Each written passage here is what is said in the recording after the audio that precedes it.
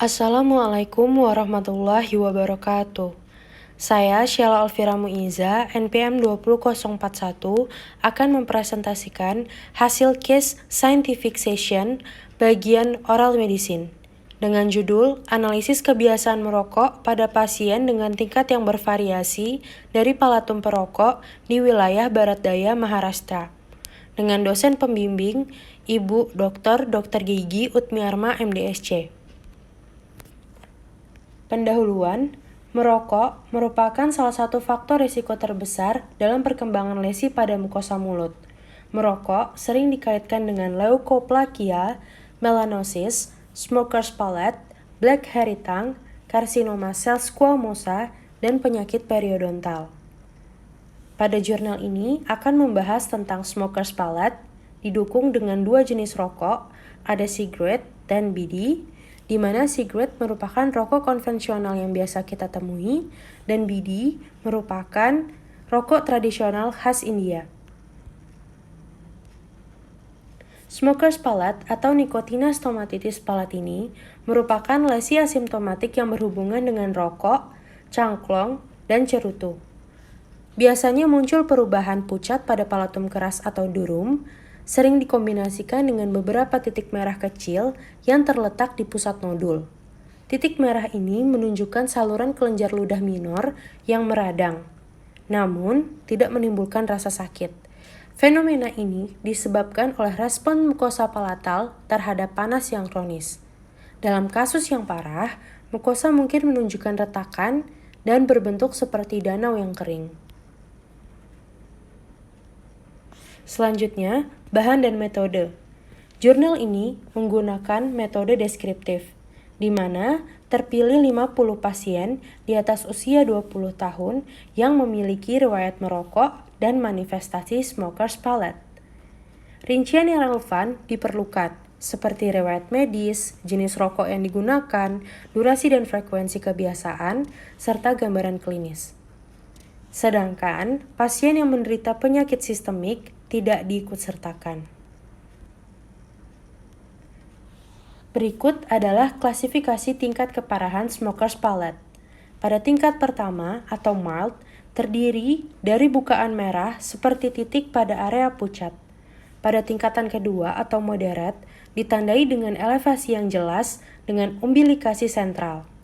Pada tingkatan ketiga atau severe, ditandai dengan papula sebesar 5 mm atau lebih dengan umbilikasi sebesar 2-3 mm.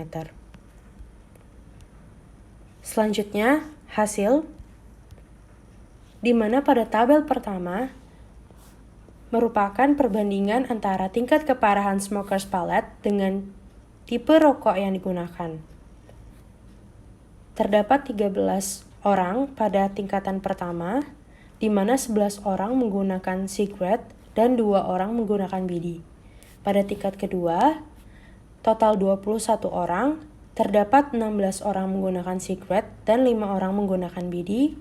Pada tingkatan ketiga, total 16 orang, terdapat 11 orang menggunakan cigarette dan 5 orang menggunakan BD. Selanjutnya, pada tabel kedua, perbandingan antara durasi dengan tingkat keparahan smoker's palate.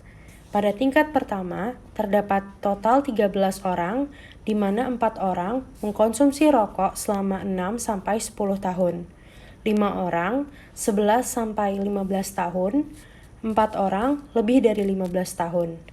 Pada tingkatan kedua, total 21 orang, terdapat 3 orang mengkonsumsi rokok selama 6-10 tahun, 11 orang 11-15 tahun, 7 orang lebih dari 15 tahun. Pada tingkatan ketiga, total 16 orang, terdapat 1 orang mengkonsumsi rokok selama 6-10 tahun, 5 orang 11-15 tahun, 10 orang lebih dari 15 tahun. Selanjutnya, pada tabel ketiga, merupakan perbandingan antara frekuensi dengan tingkat keparahan smoker's palate. Pada tingkat pertama, terdapat 6 orang yang merokok 1-5 batang per hari. 7 orang lebih dari 5 batang per hari.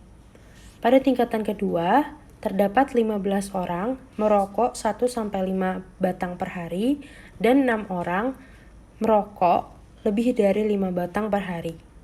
Pada tingkatan ketiga, terdapat 6 orang yang merokok 1-5 batang per hari dan 10 orang merokok lebih dari 5 batang per hari. Kesimpulan dalam penelitian ini, cigarette lebih banyak digunakan daripada BD. Untuk tingkat keparahan smokers palate dipengaruhi oleh durasi kebiasaan merokok yang lebih lama dan frekuensi yang lebih tinggi. Sekian dari Sheila, kurang lebihnya mohon maaf. Wabillahi taufiq wal hidayah. Wassalamualaikum warahmatullahi wabarakatuh.